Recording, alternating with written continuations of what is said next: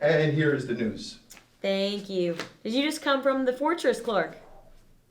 Hi, I'm your host, McKayla Grundahl, coming back at you today with another Haydenfilms Minutes video. I just wanted to quickly announce that today's video is sponsored by the Haydenfilms 1.0 $10,000 screenwriting competition. So if you are a screenwriter and want to submit your screenplay, definitely click on the link below to see how you can do that. So Hayden Films is looking for the best screenwriters and short film scripts in the world. So be sure to check that out.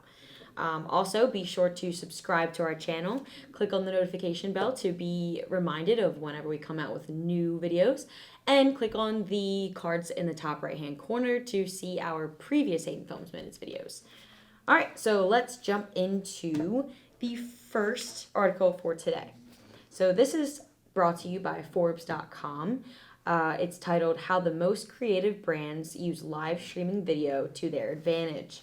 So we're in a time where customers crave a more personal connection with brands. So using live streaming is a really great way to get customers more engaged and more connected to the brand. So this is one of the most successful tools being used today by the top creative brands. So as a brand, you want to keep up with the emerging trends to help grow your customer base.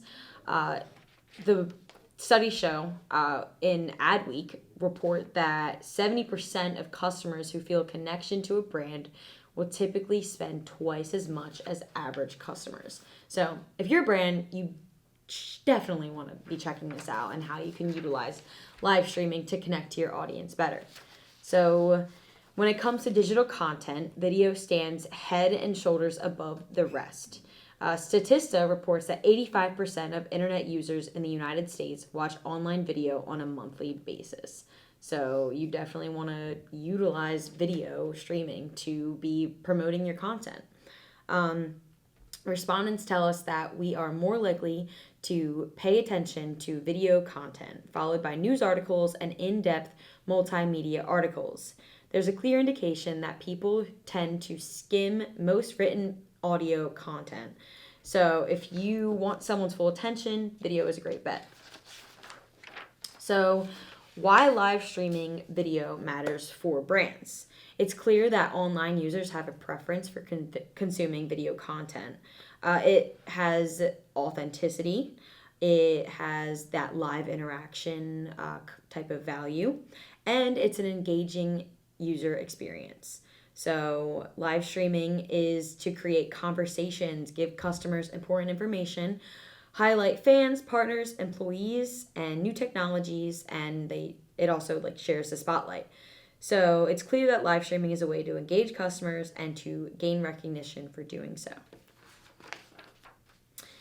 Live streaming also humanizes your brand, allowing customers to tune in and interact with your brand. So you can have Q&A sessions, you can do unboxing hauls, or you can definitely even give educational content on that. So it's a way for you to really dive deep into your brand and the content that you offer, products that you offer.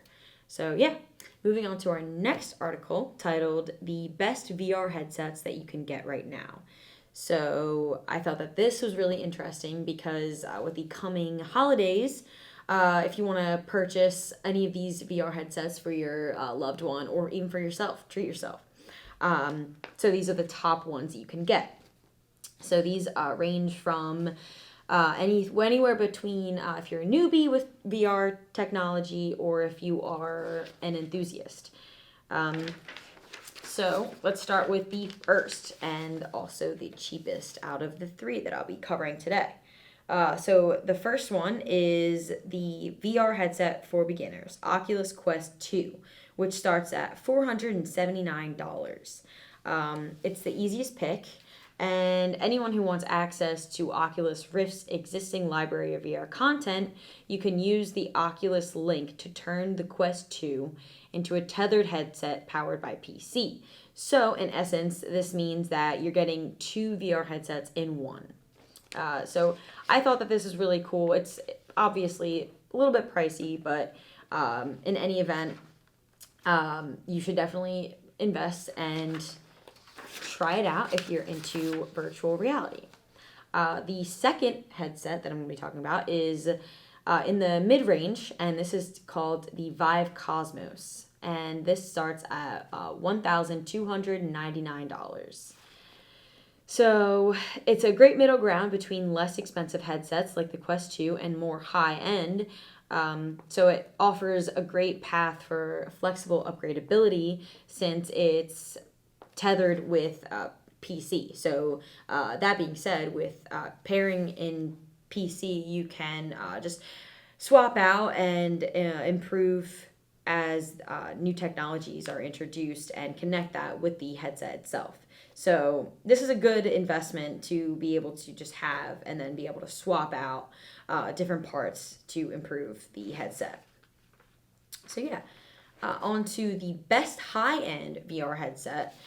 This is called the Valve Index, which costs $1,376. So a bit pricey, but this is more for these the enthusiasts of virtual reality.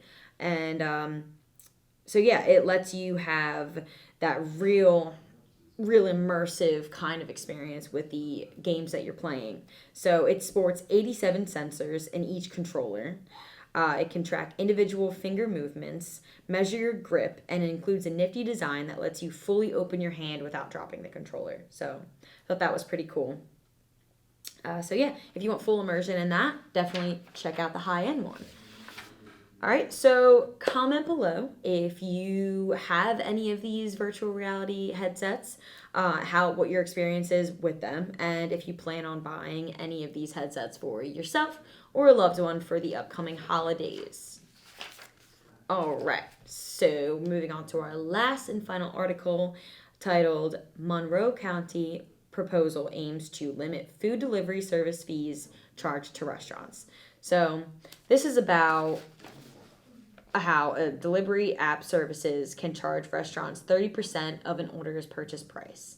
The proposal would cap at the rate of 15%. The legislator, Rachel Barnhart, plans to introduce this legislation tomorrow. So this is about Jeffrey Scott, who owns Kanos in the Cornhill neighborhood, and how he said that he was supposed to have made $1,079, but the check that came in was for $379 from Grubhub. So, of course, during this time, a lot of restaurants are looking for these third-party delivery systems to deliver to their customers. So profits in the restaurant industry are already pretty slim to begin with. So it becomes pointless to use these third-party apps when the service fees are just a lot. So in the bill that he was given, he saw that there was a delivery fee, a usage fee, a marketing fee, and a mask fee for drivers to be wearing a mask. So Barnhart, who wants to propose this legislation, explained that these companies can charge restaurants 30% or more of the purchase price. So this is clearly a lot for restaurants to be paying for, and it would be great to see the two parties work this kind of thing out. It's a win for restaurants. It's a win for consumers who will know that they are actually paying for and where the money is going. It's also a win for public health. Restaurants have been deemed essential businesses because we want the public to have access to food and delivery. Takeout services are very important at a time when we have to enforce social distancing measures. So the proposal being passed would be great for the winter months coming, for restaurants to be able to sell, and for, of course, third-party delivery systems such as Grubhub or DoorDash to also be able to benefit from the deliveries. So I think it's a great idea to introduce this proposal because restaurants should gain benefits from using these delivery systems, as well as the delivery systems for offering this service. So like I said, it would be great for them to work this out because both are necessary during these times. So those are our 3 articles for today. I hope you all had a safe weekend and are starting your week off well. Again, I'm your host, McKayla Grundahl. Be sure to, again, subscribe. Click on the notification bell to be notified whenever we come out with new Haydenfilms Minutes videos. And again, click on the top right-hand corner for previous Haydenfilms Minutes. All right, bye.